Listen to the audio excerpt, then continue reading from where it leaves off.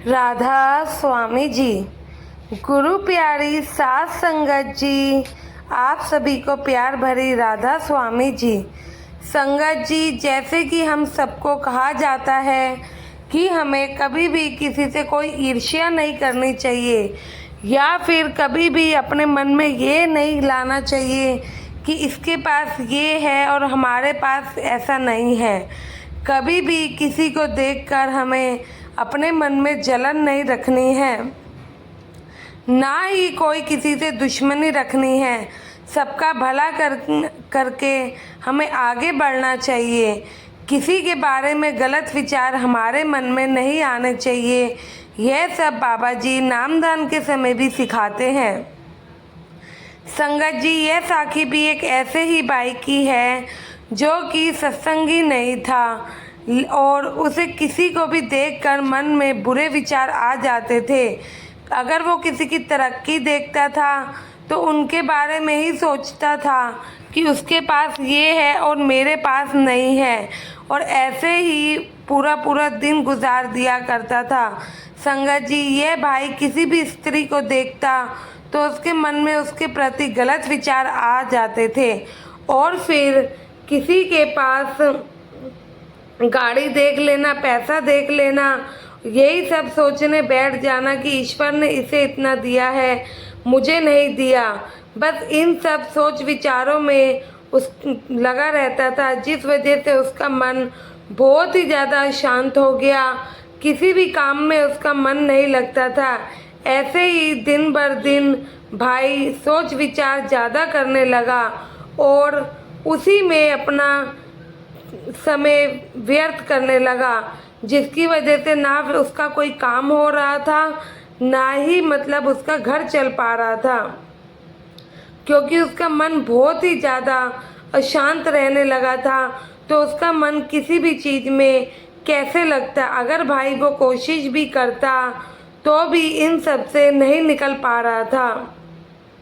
वो कोशिश तो बहुत ही करता था कि वह इन सब के बारे में ना सोचे और इन सब से बाहर निकले, लेकिन वो नहीं कर पा रहा था। फिर एक दिन वो अपने दोस्त के पास गया जो कि सत्संगी था और जाकर उसको अपनी सारी घटना बताई और बताया कि किस तरह से वह भाई परेशान है, और उससे कहता है कि भाई तू ही अब मेरी मदद कर, मैं बड़ी उम्मीद से तेरे पास आया हूँ और बिना झिझक किए तेरे को अपनी सारी बात बता रहा हूँ।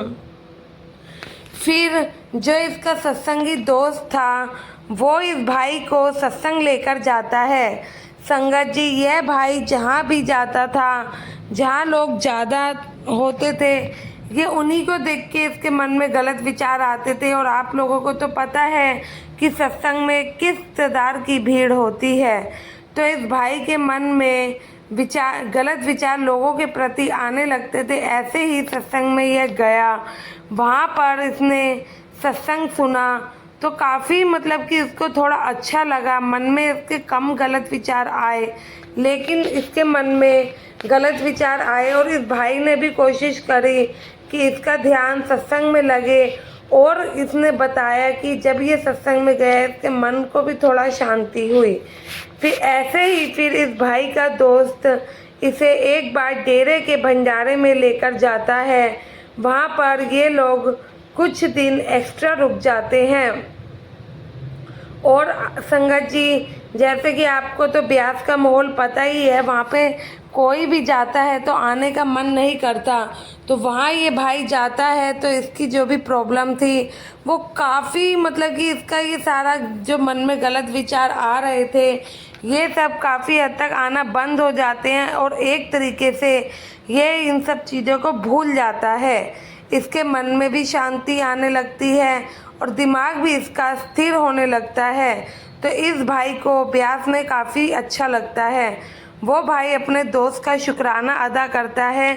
फिर कुछ दिन बाद ये लोग घर वापस आते हैं और इसका दोस्त कहता है कि भाई आशा है कि अब तुझे इन सब से छुटकारा मिल गया होगा और अब तेरे मन में गलत विचार नहीं आएंगे। लेकिन थोड़े दिन फिर बीतते हैं और उस भाई का मन दोबारा से भटकने लगता है।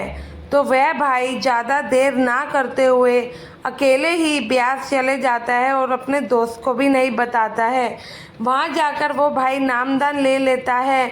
नामदान के समय पूछा जाता है कि आपने कितने सत्संग सुने हैं, तो वो भाई झूठ तो नहीं बोलता, साफ बोल देता है कि भाई मैंने 2 ही सत्संग सुने हैं, लेकिन मैं जब सत्संग में था तो मेरा मन शांत था और घर जाके फिर से वही हाल है, इसलिए मैं नाम सिमरन लेना चाहता हूँ। जब तक भाई फिर नाम भजन लेकर घर आता है तो शुरू में वो भाई अपने भजन सिमरन को पूरा टाइम देता है। जब तक वो भाई भजन सिमरन करता है तब तक मन सही रहता है, लेकिन फिर वो दोबारा अपने दोस्त के पास जाता है, क्योंकि भजन सिमरन के बाद फिर उसका मन डोलने लगता है। तो दोबारा आप बीती बताता है कि कैसे नाम जपने तक उसके मन में गलत विचार नहीं आते हैं, बाद में फिर उस वही हाल हो जाता है और वो भी जो उसका दोस्त था वो इन सब से निकलना चाहता था। तो सत्संगी भाई इसे बताता है कि भाई तू भजन सिमरन पे तो बैठा ही कर, उसके अलावा 24 घंटे कोशिश किया कर तेरे मन में नाम सिमरन चलता रहे और तू जपता रहे। ऐसा करने से मेरे को पूरी उम्मीद है तेरे को गलत विचार नहीं आएंगे और इन सब से पीछा छूट जाएगा। वो भाई अपने सत्संगी दोस्त के कहने पर थोड़े दिन वैसा ही करता है और देखता है अब वह बिल्कुल ठीक है, मन लगाकर काम भी कर पा रहा है और उसके मन में गलत विचार भी नहीं आ रहे। संगत जी, हमें कभी भी ये नहीं सोचना कि लोगों के पास क्या है क्या नहीं। हम हमेशा ये सोचकर अपने आप को बहुत परेशान कर लेते हैं। हमें बस अपने सद्गुरु का नाम जपना है, चिंतन करना है तो अपने सद्गुरु का करना है, तभी हम यहाँ से मुक्त हो पाएंगे। अगर हम यही सोचेंगे कि लोगों के पास क्या है क्या नहीं, या फिर उसके पास ज़्यादा है हमारे पास कम, तो इन सब चीज़ों के अलावा हम कभी मतलब खुशी नहीं रह पाएंगे। हमेशा अपना वक्त इसी सब चीज़ों में ज़ाया कर देंगे। संगत जी, ये संदेश बीवियों के लिए भी है।